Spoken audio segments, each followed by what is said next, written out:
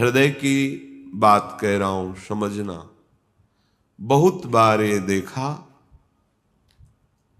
कुछ ऐसी वासनाएं होती हैं कई जन्मों की, इतनी दृढ़ होती हैं कि बहुत समय तक भजन करने पर भी, ये जब तक भगवत साक्षात्कार नहीं होता तब तक ये बनी ही रहती सूक्ष्म रूप से।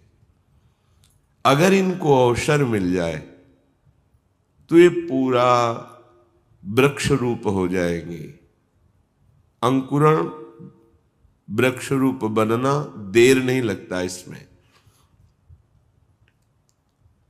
बहुत बार प्रयास करने पर वो वासना अपने द्वारा नष्ट नहीं की जा सकती, ये देखा है। उसके लिए गुरुदेव के चरणों में, आराध्य देव के चरणों में मन से बार बार त्राहिमाम बोलकर रोना पड़ता है। ये अंदर की बात कह रहे, आगे चल के देख लेना। आर्त भाव से रोना पड़ता है, प्रभु हार गया, क्या करूं, कैसे करूं। चाह नहीं है पर वासना है। ये एक अजीब स्थिति साधन काल में देखी गई। मन से पूछ रहे तुम्हें चाह है, नहीं, पर अंदर वासना है। तुम्हें तुम्हारे पिता की कसम है, वीडियो को लाइक करो और चैनल को सब्सक्राइब करो। धन्यवाद। जो करना चाहिए वो तो करके हार गया, फिर भी वो जब हार गया तब पूरी दृष्टि प्रभु के चरणारविंद की तरफ गई। पर धैर्य पूर्वक, ये अनुभव की बात कहते हैं, बहुत काल तक तुम्हारा विश्वास, तुम्हारी श्रद्धा, तुम्हारा धैर्य टूटना नहीं चाहिए। कि हमने सैकड़ों बार प्रार्थना की, इतने वर्ष से मैं जल रहा हूं लेकिन मुझे शांति नहीं हुई, मेरा विकार नष्ट नहीं हुआ। धैर्य, ये शब्द याद कर लो। धैर्यवान रहना, विचलित मत होना, परिणाम में बिल्कुल निर्विकार हो जाओगे। पर वो कितना समय लगेगा ये प्रभु जाने। वो एक सेकंड में भी हटा सकते हैं। और अभिमान यदि गलित नहीं हुआ है तो कुछ समय भी लग सकता है, जलना पड़ेगा, अभिमान गलित होगा। जब आर्त भाव से पुकारोगे तब निर्विकारता की स्थिति प्रभु दे देते हैं। फिर विकारी भोगों के बीच में रहने पर भी कोई विकार का खेल नहीं हो सकता, कोई भी इच्छा ही स्फुरित नहीं होगी, वासना ही नहीं है, चाह ही नहीं है। ये बहुत धैर्य से सुनना, ये उपासकों के लिए कह रहा हूं। आपके अंदर साधन भजन करते हुए वासना दिखाई देगी, आपको आकर्षण दिखाई देगा, उसमें दम नहीं है। वो तुम्हें परास्त नहीं कर सकती, केवल भयभीत करती रहेगी। वो भी हमारी शरणागति में बड़ी सहायक होती है, क्योंकि सब साधन करने पर अहम पुष्ट नहीं होने देती। क्या अभी देखो ये है ना, क्या अंदर से प्रश्न, क्या ये मलिन वृत्ति है ना, तो किस बात की साधना, क्या साधक हो। तो हे नाथ, अब मार्ग दूसरा नहीं, सहयोग किसी से नहीं, अपनी बात किसी से नहीं कहना। प्रार्थना है, समझ लीजिए, आंतरिक बात कह रहा हूं। अपनी स्थिति की बात किसी से नहीं कहना कि आपके हृदय में कौन सी वासना कितना स्फुरित हो रही, किसी से भी नहीं, किसी से भी नहीं। और धैर्यवान रहना, विचलित मत हो जाना। उस वासना को बढ़ावा देने वाली कोई भी दृष्टि, वार्ता, चेष्टा मत करना। और कितना भी समय लग जाए, अपनी आस्तिकता नहीं हटनी चाहिए, विश्वास नहीं हटना चाहिए। बिल्कुल निर्विकार हो जाओगे, बिल्कुल। यह गुण साधन ते नहीं हुई, तुम्हारी कृपा पाओ कोई कोई। वो कृपा उसी को मिलती है जो आर्त भाव से बलहीन होकर प्रभु को पुकारता है, नाथ मेरे बस की बात नहीं रह गई, हर उपाय करके देख लिया। सच्ची मानिए, बहुत ये विचित्र सूक्ष्म बात है, अगर समझ जाओगे तो विचलित कभी नहीं होगे। नई अवस्था साधन मार्ग में बड़ी तीव्रता, जब देखा सूक्ष्म वासना हृदय में है। सावन का महीना था, जल पीकर सावन भर रहेंगे, देखते हैं वासना कैसे रहती है। कोई फर्क नहीं पड़ा उस पर। अन्न का त्याग करते हैं, कई वर्ष तक आलू गुड़ जो भी फलवश, कभी दूध मिल जाए, गंगा किनारे या गांव में सेव संतरा अंगूर केला, ये तो प्रश्न ही नहीं उठता। कुछ फर्क नहीं पड़ा। वो ऐसी सूक्ष्म स्थान पर बैठी रहती है अहम में कि उस पर कोई फर्क नहीं पड़ता। बड़े बड़े सात्विक अनुष्ठान करने पर भी उस पर कोई फर्क नहीं पड़ता।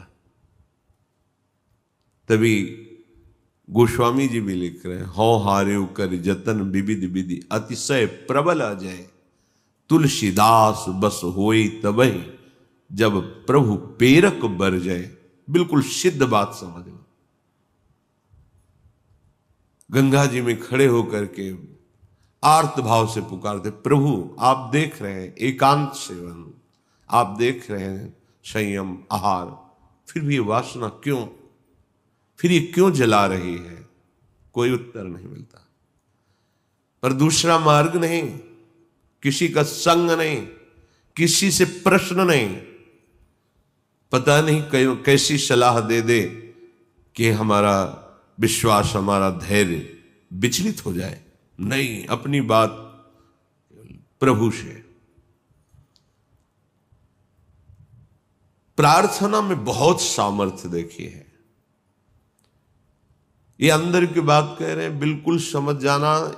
ये इसलिए कह रहे हैं, ये मार्ग बहुत फिसलन वाला मार्ग है, बहुत संभाल संभाल के कदम रखने हैं। अंत तो गत्वा ये आया कि हैं हम आपके, जैसे भी हैं वैसे आपके। अब आप देख लो, जैसे रखना चाहते हो वैसे रखो। नाथ मैं हार गया हूं, आप देख लो। कब वो चली गई पता ही नहीं चला। जिससे हम लड़ते रहे, जिससे हम जलते रहे, जिसके लिए हम साधन करते रहे, नहीं फर्क पड़ा। और जब उनके भरोसे छोड़ दिया, कब वो वृत्ति चली गई पता ही नहीं चला। इसीलिए बात कल चिंतन में चल रही थी कि अगर कोई समझ पाए तो इसे जरूर बताएं कि ये करने से नहीं होता, ये होने से होता है। बस देख लिया, मैं आपके बनने योग्य नहीं हूं, पर जैसा हूं आपका हूं। देख लो प्रभु, आप राजी हो तो राजी, मैं जलता रहूंगा, कुमार्गगामी नहीं बनूंगा, अन्य अवलंबन नहीं लूंगा, जलता रहूंगा। आप राजी हो मेरी जलन में, जीवन भर जलाते रहो। आप देख लो, अब मेरे बस का नहीं रहा, क्योंकि वो सूक्ष्म ऐसा कि वहां कोई प्रहार ही नहीं पहुंच रहा। अंतःकरण की अहम के महल में सूक्ष्मता से वो रह रहा है। जो भी करो वो बहुत पुष्ट हो रहा है। केवल हटा या हटेगा या हट रहा है तो प्रभु की कृपा से। इसलिए बड़े बड़े महापुरुषों के वचनों में दैन्यता और कृपा शब्द आता है। दैन्यता को हम तुच्छा परम मधमा कृपा, हेश वृंदावनस्य, ये वृंदावन की महिमा, ये वृंदावनेश्वरी की महिमा, वृंदावनाधीश्वर की कृपा। ये अंदर से कह रहा हूं, समझ लो, एकदम समझ लो। धैर्यवान रहना, विचलित मत होना। ये न सोचना कि इतना समय हो गया अभी नष्ट नहीं हुआ, बिल्कुल नष्ट हो जाएगा, पता ही नहीं चलेगा। जैसे आप कब जवान हुए, कोई तारीख, कोई तिथि, किस दिन आपकी दाढ़ी मूछ उगी, आपने समय तारीख, ऐसे वो घड़ी भी याद नहीं रहेगी कब आप निर्वासनिक हो गए। कभी स्मृति में आएगा, अच्छा ये तो बहुत वर्षों से जलाया, वो तो ढूंढे भी नहीं मिल रही वृत्ति, गई। देखो प्रभु की कैसी कृपा हुई, ऐसा अनुभव होता है। श्रीपाद कह रहे कि शास्त्र और गुरुदेव के वचन करोड़ों बार समझाए जा रहे, तुम्हें समझ में नहीं आ रहा? जिससे लोक निंदा हो, ऐसी चेष्टाएं, ऐसे आचरण, तुम क्यों संयम में नहीं रह रहे? देखो, इतना तो है कि हृदय जल रहा है, पर चेष्टाओं पर अंकुश होना चाहिए।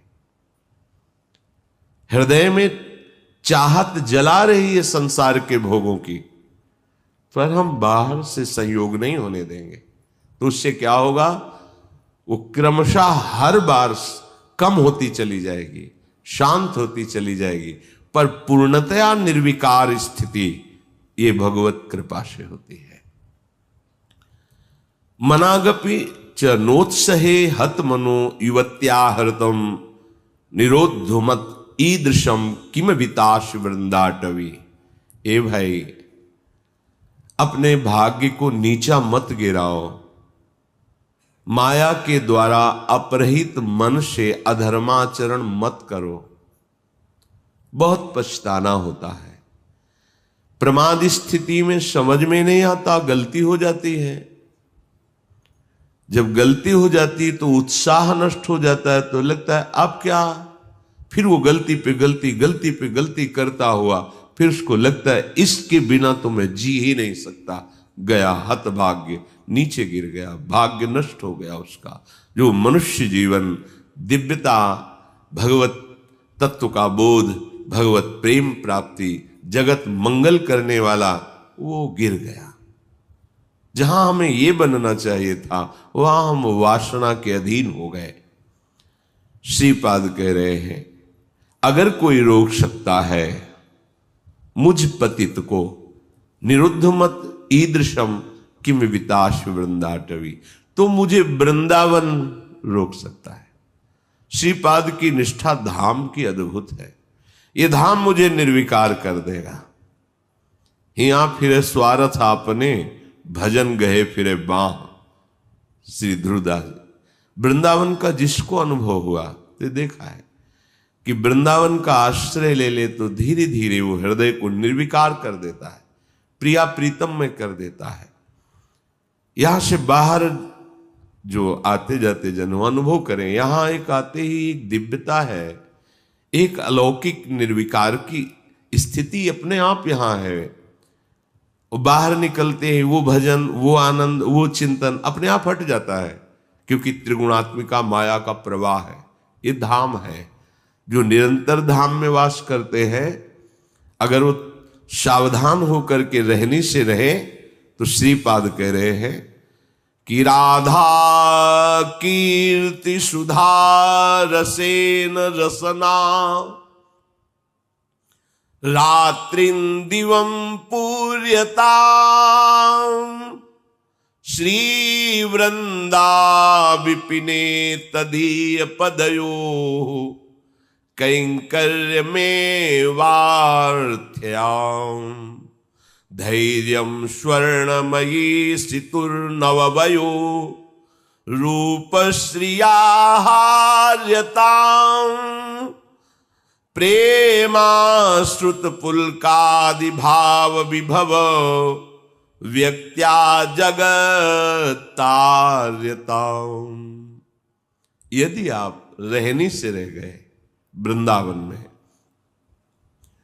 तो आपके हृदय का परिवर्तन होना प्रारंभ हो गया।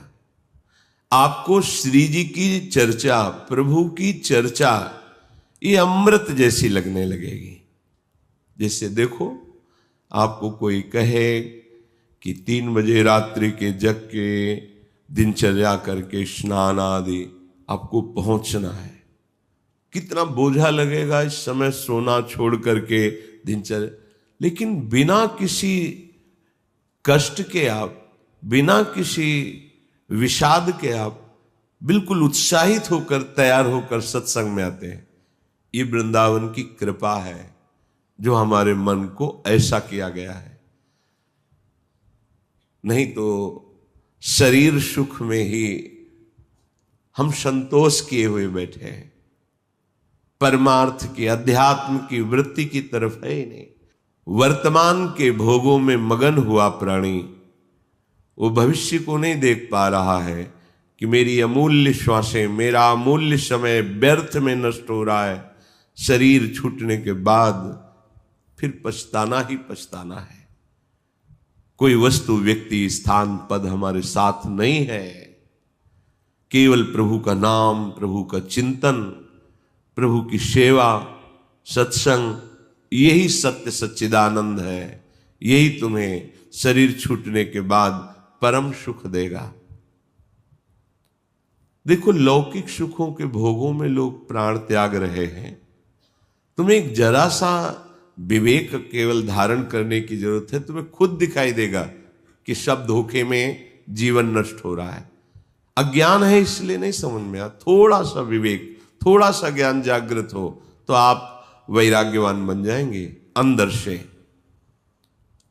यदि आपको प्रभु की कथा वार्ता अच्छी लगने लगी है, बड़ी कृपा हो गई है। रोग का प्रभाव कम होने लगा है। नहीं, यह हरिचरित सुहाता नहीं है। जब हृदय मलिन होता है तो भगवत चर्चा नहीं सुहाती।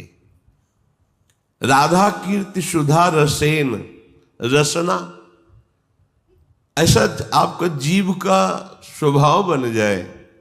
चतुराशी जी, आपका जीवन बन जाए। गुनगुना रहे हैं पद या किसी भी ध्वनि में राधा नाम गुनगुना रहे, आपकी रसना पवित्र हो रही है, आपकी वाकेंद्री पवित्र हो रही है। जब राधा राधा बोलते हैं तो ये जो रस निकलता है मुख में, ये बहुत बड़ा चरणामृत है। जैसे हम नाम का स्नान कराते तो चरणामृत होता है ना। राधा राधा राधा, तो जो अंदर ये जब हृदय में पहुंचता है तो पापों का नाश करता है। राधा राधा राधा राधा राधा, ये तो जो निकला ये महान चरणामृत है। हृदय में जाकर पापों का नाश करता है, ये अकाल मृत्यु का नाश कर देता है। राधा नाम जपने से अकाल मृत्यु नहीं होगी, ये चरणामृत जा रहा है। राधा नाम अभी प्राण छूट जाए श्री जी को प्राप्त होगे, जिसका नाम वहीं धाम में पहुंच जाओगे। राधा नाम चल रहा है, कोई तुमसे भूल चूक हो गई, असत क्रिया हो गई, तत्काल भस्म हो जाएगा, उसका दंड नहीं भोगना पड़ेगा। इसका मतलब ये नहीं कि हम उत्साहित होकर पापाचरण करें, नहीं। कोई असावधानी, कोई त्रुटि, तत्काल वो जमा नहीं होगा, जाके कर्म वो जमा नहीं होगा, उसी समय भस्म हो जाएगा। विशेष है तो उसी समय आपको दंड मिल जाएगा। आप चबेटा लगा, गिर गए, आपको ठोकर लगी, अब कुछ हुआ, तत्काल शरणागत के लिए हिसाब आगे नहीं रखा जाता। तत्काल जलन हुई, तत्काल कोई चोट लग गई, तत्काल कोई कटु वचन बोल दिए, हृदय जला, शांत, वो पाप नष्ट। रात्रि दिवम पूर्यताम, पूरा समय जो जागृत का है, प्रभु की महिमामयी लीलाओं को गुनगुनाते हुए, श्रवण करते हुए। देखो कितना बढ़िया कलयुग की कृपा है। आप अपने घर में सत्संग चला के रख दे, पूरे कार्य करें, वो वातावरण भागवतिक और शब्द सत्संग के पढ़ रहे हैं। जैसे एकाग्रता पूर्वक सुने तो और अच्छा है, पर भजन करने में मन भागता है।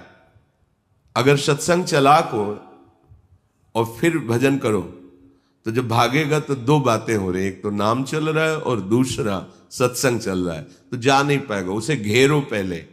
वास्तविक जो भजन का आनंद आएगा वो तो तब खुद अपने आप फिर इच्छा नहीं होगी, ये होगा कि जो नाम चल रहा है उसी को सुने, उसी को देखें, उसी पर। ऐसी स्थिति तक पहुंचने के लिए ये अच्छा है साधन कि सत्संग चला के बैठ गए। अब 1 घंटा का सत्संग चल रहा है और माला लिए बैठे, मन भागने की कोशिश करे सत्संग में, उसे 2 में पकड़ो। सत्संग चल रहा है, नाम चल रहा है, पकड़ा रहे। पूज्य राधा बाबा ने कहा 2 नाम चलाओ एक साथ। कितने प्रवीण महापुरुष हैं, एक तो चल नहीं पा रहा, वो कह रहे एक और अलग अलग। बाबा की अलग अलग महापुरुषों का चिंतन होता है कि जैसे हम जप रहे हैं ये नाम और चिंतन मिला रहे हैं मंत्र। अब भागेगा तो कहां भागेगा? तुझे नाम भी जपना हो, चिंतन मंत्र का करना है। चल रहा है मंत्र, चिंतन राधा नाम, देखो एक ही में नहीं टिकता है तो दो, कितने प्रवीण भाग तो भाग काम भाग के जाएगा, घेरते हैं। तो चलो अपने में इतनी योग्यता नहीं है कि एक साथ, तो फिर सत्संग है, प्रभु की छवि सामने रख लो, बार बार निहारते रहो, इसको डबल लगाना पड़ेगा। वास्तविक परमानंद का अनुभव एक में ही होगा, पर वहां तक पहुंचने के लिए हमें एकाग्रता लाने के लिए ऐसे बाहरी साधन रखने चाहिए जिससे अब बाहरी साधन टेलीविजन न रखे कि माला चल रहा है और नाटक सिनेमा देखोगे तो फिर वो नहीं, भागवतिक ही होना चाहिए। कोई भगवत प्रेमी महापुरुष के वचन या कोई प्रभु की छवि रखें, बार बार नक्श सीख लो, अंगंग माधुरी देख रहे हैं, नाम जप कर रहे हैं या नाम जप चल रहा है और किसी पद की पंक्ति को बार बार भाग